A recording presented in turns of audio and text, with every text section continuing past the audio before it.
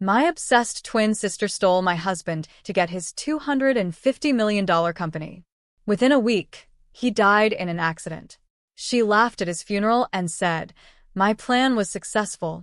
But when the lawyer read my husband's will, everyone was stunned. His written words were, "I never thought my life would turn out this way. If someone had told me years ago that I would be standing where I am now, I wouldn't have believed them." But life has a cruel way of showing us the truth about people, about love, and most importantly, about ourselves. Let me start from the beginning. I was born in Chicago, Illinois, the quiet twin, the one no one really noticed. My sister, Isabella, was the complete opposite. Loud, confident, radiant. She walked into a room, and everyone turned to her, their eyes filled with admiration. My parents, our teachers, even strangers. It was always Isabella they praised. "Look at her," my mother would say, watching Isabella charm her way through another conversation. "She's going to do great things." And me? I was barely a footnote in their world. From the moment we could walk, Isabella had a natural talent for drawing attention. It wasn't just her looks, though she was undeniably beautiful. It was her ambition. She knew what she wanted, and she knew how to get it. I was just the girl standing next to her, the one people forgot about. While she shined in school, excelled in social circles, and later climbed the ranks in the fashion industry, I found solace in something quieter, writing. I always had a way with words, an ability to express emotions on paper that I could never seem to articulate out loud. So, while Isabella became the darling of our family, I moved to Chicago and started working as a journalist. It wasn't glamorous, but I loved it. I loved telling stories that mattered. And for once, I felt like I had a purpose beyond being Isabella's twin. Then Nathan Collins walked into my life. I met him at an event I was covering. He was everything I thought I wanted: charming, intelligent, successful. A tech entrepreneur, already making millions before turning 35. But what really drew me to him wasn't his success, it was the way he looked at me. For the first time in my life, I felt seen. Nathan wasn't like my parents, who dismissed me, or like Isabella, who overshadowed me. He made me feel special. He listened when I spoke, he laughed at my jokes, and he made me believe that I was worth loving. We dated for 2 years, and when he asked me to marry him, I didn't hesitate. I thought I had finally found someone who chose me over Isabella. For a while, it was perfect. We built a life together, one that felt simple and safe. We moved into a beautiful townhouse, spent our evenings cooking together, and made plans for the future. I thought I had escaped my past, the comparisons, the loneliness, the feeling of never being good enough. But perfection never lasts. The first signs of change were subtle. Nathan started coming home late, his affection grew distant, and his once warm eyes became cold. At first, I told myself I was imagining it. He was just busy. Work was stressful. He still loved me. But deep down, I knew something was wrong. I started noticing the little things. The way he avoided eye contact. The way his phone was always face down on the table. The unfamiliar perfume on his clothes. I tried to ignore it, tried to pretend I was imagining things. Then one evening, my entire world shattered. Nathan sat across from me at the dinner table, barely touching his food. His voice was cold, detached, like he was discussing business, not our marriage. "I want a divorce." His words hit me like a gunshot to the chest. I sat there, frozen, my fork slipping from my fingers. I stammered, my heart pounding. "I've made up my mind," he said flatly. "I don't love you anymore, Sophia." I couldn't breathe. This was the man who had promised to love me forever, the man who had made me believe I was finally enough. "Is there someone else?" My voice barely came out. Nathan didn't answer. The silence was enough. I felt my world collapsing, but before I could even process what was happening, the doorbell rang. And that's when I saw her. Isabella. She walked in like she owned the place, her high heels clicking against the floor, her smug smile sending a chill through my body. "Surprise, Sophia." She didn't need to say anything else. The way she looked at Nathan said it all. It wasn't just a divorce. My own sister had stolen my husband. I felt the ground disappear beneath me, my breath coming in short, ragged gasps. I turned to Nathan, praying, begging, to see regret in his eyes. But he didn't even look at me. I had never felt so betrayed. Isabella crossed her arms, tilting her head, enjoying the moment. "You always lived in my shadow," she said. "It's time you stayed there for good." I wanted to scream, to cry, to fight back, but I couldn't. I was too shattered, too broken, too betrayed. People say that betrayal is like a knife to the heart. They're wrong. It's worse than that. A knife wound heals. Betrayal? It lingers. It infects every memory, every moment, every piece of who you are. I don't remember how long I sat there that night, staring at Nathan and Isabella, my mind refusing to accept the reality before me. My husband, my sister, together. Nathan barely looked at me as he stood up, adjusting the cuffs of his tailored designer suit, like this was just another business meeting he was walking out of. Isabella, on the other hand, was enjoying every second of it. She placed a perfectly manicured hand on his arm, tilting her head with that same self-satisfied smirk I had grown up seeing. "I assume you won't make this difficult, Sophia," she said, her voice sickeningly sweet. Difficult? I could barely breathe, let alone fight back. I felt humiliated. My own sister had stolen my husband, and neither of them had the decency to hide it. Nathan cleared his throat, finally looking at me. But there was no guilt, no regret, just a cold indifference. "I'll make sure you're financially taken care of," he said, as if that was supposed to make it better. Money. That's all I was to him now, a transaction, a problem to be settled and forgotten. I wanted to scream at him, to demand answers, but I couldn't find my voice. Instead, I just nodded, too numb to process anything. The divorce was finalized in less than 2 months. Nathan paid me $250,000, a small fraction of his $50 million empire. That's what my marriage had been worth to him. Nathan's company, Collins Tech Solutions, was valued at $42 million. His luxury penthouse in downtown Chicago? $8 million. And me? I walked away with just enough to disappear. The press barely noticed. A small mention in a business magazine, a quiet headline in an online gossip site. Nathan Collins divorces wife, engaged to fashion executive Isabella Bennett. The perfect power couple. I stopped checking social media after that. I couldn't bear to see the pictures. Isabella draped over Nathan at fancy galas, flashing diamond rings, sipping champagne in places we had once talked about visiting together. My former life, now hers. I didn't speak to my parents either. I didn't have to. I knew where their loyalty would be. "She's successful, Sophia," my mother had once said, the night before my wedding. "You should learn to be more like her." I had always been the disappointment. The quiet one. The shadow. And now I was nothing. I spent the next few months barely existing. I went through the motions. Wake up, go to work, come home, repeat. My once thriving journalism career felt pointless. I couldn't focus. I couldn't write. Everywhere I turned, there was Isabella's face on a magazine cover. Nathan's name in the news. It wasn't until I ran into an old friend that things started to change. "Jesus, Sophia," Maggie, my former college roommate, said when she saw me at a cafe. "You look like a ghost." I shrugged, forcing a half-hearted smile. "I feel like one." Maggie was the kind of person who didn't take excuses. She sat me down, ordered me a coffee, and forced me to talk. And for the first time, I let it out. The pain, the betrayal, the humiliation.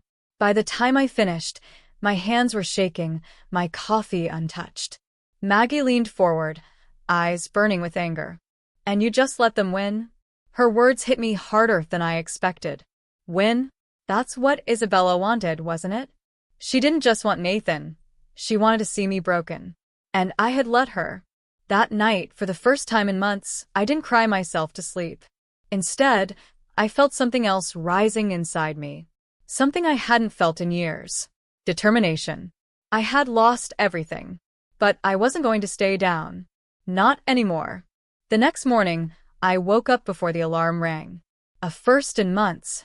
I stared at the ceiling for a long time before swinging my legs out of bed and standing up. It was time. Time to rebuild. The first step? Taking back control of my life. I walked into my office, where my laptop sat untouched, covered in dust. Opening it, I stared at the blank screen before typing the first few words of my new story. I had always been good at uncovering secrets, at telling stories that mattered. Now, I had one hell of a story to tell. I started small, just observing. I dug into Isabella's business dealings, searched for any weaknesses in Nathan's company. I wasn't sure what I was looking for yet, but I knew where there's power, there's corruption. It was only a matter of time before I found something useful. A few weeks later, while scrolling through an anonymous business forum, I stumbled upon a rumor, a whisper about Collins Tech Solutions being in trouble. Publicly, Nathan's company was thriving. But behind the scenes, there were cracks forming. And I was going to find them. They say revenge is a dish best served cold. But what they don't tell you is that it takes time. It takes patience, planning, and a level of control I never knew I had. For weeks, I had buried myself in research, combing through Collins Tech Solutions financial records, news reports, and anonymous industry forums. What I found was just the beginning of something much bigger. Nathan's company was not as stable as it seemed. Publicly, Collins Tech Solutions was valued at $42 million, a rapidly growing tech empire. But behind the scenes, it was crumbling. The first clue came from a leaked internal document, buried deep in a tech forum. A whistleblower, anonymous, of course, claimed that the company had been making risky investments, gambling with millions in shady deals. At first, I thought it was just business as usual, rich men playing dangerous games. But then I dug deeper. Nathan had been moving large sums of money to offshore accounts, hiding assets just in case things went south. His empire wasn't just struggling, it was built on lies. And Isabella? She had no idea. I couldn't help but laugh at the irony. My sister, the queen of manipulation, had married a man who was just as deceptive as she was. But this wasn't enough. I needed proof. That's when I reached out to James Anderson. James was a private investigator, known for his ability to dig up dirt on the wealthy and powerful. I had read about him in an exposé I had written years ago. Back then, I never thought I'd need someone like him. But now, I needed the best. I met him in a quiet bar on the outskirts of Chicago, far from any place Isabella or Nathan would frequent. He was in his 40s, sharp-eyed, and ex-military, the kind of man who didn't waste time on small talk. "What exactly are you looking for?" he asked, his voice steady. I hesitated. I could have just told him that I wanted dirt on Isabella, something to ruin her reputation, to make her feel the same humiliation she had made me feel. But this was bigger than that. I wanted justice. "I need to know everything," I said. About Nathan. About Isabella. Their finances, their business dealings, anything that can bring them down. James studied me for a moment, then nodded. "I'll see what I can find." A few days later, he delivered. When James handed me the file, my hands trembled. I had expected fraud, maybe tax evasion, or even an illicit affair or two. But what he found? It was so much worse. Isabella had been embezzling money from her own company for over a year. Millions of dollars had been funneled into her personal accounts, disguised as business expenses.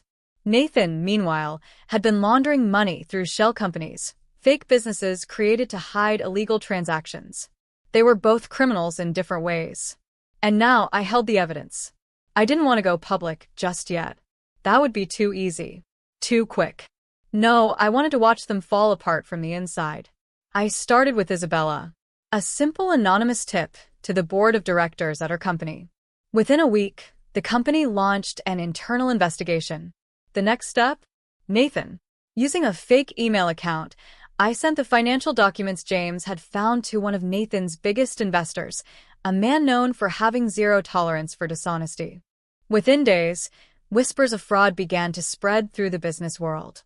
Nathan's empire was about to collapse, and he didn't even see it coming. A few weeks later, the first headline hit the news. Fashion executive Isabella Collins under investigation for financial fraud. I sat in my apartment, watching it unfold on TV, my hands wrapped around a cup of tea. The camera zoomed in on Isabella, stepping out of her luxury car, surrounded by reporters. She looked shaken, but she still had that arrogant tilt to her chin, like she thought she could talk her way out of this. But the world wasn't listening. Not this time. I smiled. But the best part? It wasn't over yet. 2 days after Isabella's scandal broke, Nathan's company was hit with a federal investigation. Fraud, money laundering, financial corruption on a massive scale. Investors pulled out overnight. Stock prices plummeted. And Nathan? For the first time since our divorce, he called me. I stared at his name flashing on my phone, my heart pounding. I could have ignored it. I should have. But I answered. Hello, Nathan. A long silence. Then his voice, shaky, unsure. Sophia, did you? He stopped. Swallowed. Did you do this? I almost laughed. He had no idea who he had underestimated. You did this to yourself, Nathan, I said, my voice calm. I just helped the world see the truth. Another pause. Then a sharp inhale. Sophia, please, you don't understand. I can fix this. Fix this? I clenched my jaw. You mean the way you fixed our marriage? Silence. I let the moment stretch before speaking again, my voice quiet but firm. Goodbye, Nathan. And then I hung up. It didn't take long for Isabella to come crawling back. She showed up at my apartment one night, her perfect facade cracked for the first time in years. Her makeup was smudged, her expensive coat wrinkled, and her desperation was unmistakable. Sophia, she said, breathless, her voice breaking. I need your help. I leaned against the doorframe, arms crossed. My help? I echoed, pretending to think. You mean the way you helped me when you stole my husband? Her lips trembled, but she didn't deny it. I made a mistake, she admitted. I raised an eyebrow. Which one? The fraud? The embezzlement? Or the part where you tried to ruin my life? A single tear slipped down her cheek. I have nothing left, she whispered. And for the first time in my life, I saw Isabella for who she truly was. Not the golden child. Not the perfect twin. Just a broken, desperate woman who had finally lost. I could have let her in. I could have forgiven her. But some betrayals are too deep. I smiled, just like she had that night when she took Nathan away from me. Good, I said simply. And then I closed the door in her face. I never thought revenge would taste this sweet. But standing here now, watching everything Isabella and Nathan built crumble to dust, I finally felt it, the satisfaction of knowing that they would never rise again. The news of Nathan's financial crimes spread like wildfire. His investors abandoned him, his company's stock plummeted, and soon, the federal investigation turned into an official indictment. Nathan Collins, once hailed as one of the most promising tech entrepreneurs, was now a disgraced businessman facing fraud charges that could send him to prison. The man who had so easily discarded me, who had replaced me like I was nothing, was now the one being discarded by the world. I watched his downfall from a distance, never once feeling the need to reach out. I had given him the chance to do right by me, and he had chosen betrayal. Now he had no one left to save him. Isabella, however, was a different kind of beast. She wasn't the type to go down without a fight. Even as the fraud allegations mounted, even as she lost her company and her carefully curated reputation, she still clung to her arrogance. She tried to spin the media narrative, painting herself as a victim of misinformation. But the truth was undeniable, and soon, she was left with nothing. Her high-powered friends disappeared, her lavish lifestyle collapsed, and the woman who had spent her life stepping on others to get ahead now found herself completely alone. She tried calling me again. I didn't answer. A few weeks later, I got a letter from Nathan's lawyer. At first, I considered tossing it in the trash, assuming it was some desperate attempt to make a deal. But curiosity got the better of me. When I opened it, I found something I never expected: Nathan's will. I read through the papers, my hands trembling. Nathan had left everything to me. The business, the properties, the remaining assets. All of it.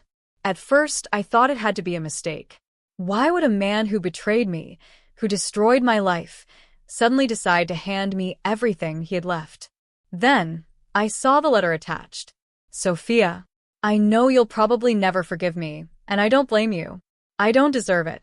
I made the worst mistake of my life when I walked away from you. I thought I was choosing something better, something more exciting. But Isabella never loved me. She loved my wealth, my power, my name. And I was too blind to see it until it was too late. By the time I realized what I had done, there was no way back. You had already moved on, and I knew I had lost you forever. But I can't leave this world knowing that she wins. She took everything from you once. I won't let her take anything more. I've left everything to you. The business, the money, the house. It should have always been yours. Maybe this is my last attempt to make things right, or maybe it's just my way of ensuring that Isabella gets exactly what she deserves, nothing. I hope you use this to build a future that's truly yours. A future where no one overshadows you, where no one controls your worth. You were always stronger than you knew, Sophia. I see that now. I'm sorry it took losing you to realize it. Nathan. I read the letter twice, feeling a storm of emotions I wasn't ready for. Anger, sadness, and something that almost felt like pity. He had destroyed me, but in the end, he had destroyed himself too. And now, he was gone, leaving behind nothing but regret. I didn't cry. I didn't grieve for him. He had made his choices, and he had to live with them, until he couldn't anymore. I took the estate, but I had no interest in keeping Nathan's business. I sold the company, liquidated the assets, and took what was left to start fresh. I found a new apartment, one that was mine and mine alone, free from the ghosts of my past. I poured myself into my writing again, not just as a journalist, but as an author. I had a story to tell now, one that I knew would matter. One evening, as I was packing up my old things, there was a knock at my door. When I opened it, I wasn't surprised to see Isabella standing there, looking disheveled and lost. She was a shadow of the woman she once was, her designer clothes wrinkled, her makeup smudged, her desperation barely hidden. "You took everything from me," she whispered. I tilted my head, studying her. "Did I? Or did you do that to yourself?" She swallowed, her throat tightening. "I have nowhere to go, Sophia. No one to turn to." For a moment, I almost felt sorry for her. Almost. Then I remembered the way she had smiled when she took Nathan from me. The way she had told me I belonged in her shadow. The way she had reveled in my pain. I took a deep breath and stepped aside. "That's not my problem." She stared at me, expecting me to cave, expecting me to be the same sister who had always let her win. But I wasn't that person anymore. I had finally learned my worth. I shut the door in her face, locking her out of my life for good. Standing there, in the silence of my new beginning, I realized something. I had spent my whole life being the quiet one, the forgotten twin, the girl in the shadows. Not anymore. This was my story now. And for the first time, I was the one writing the ending.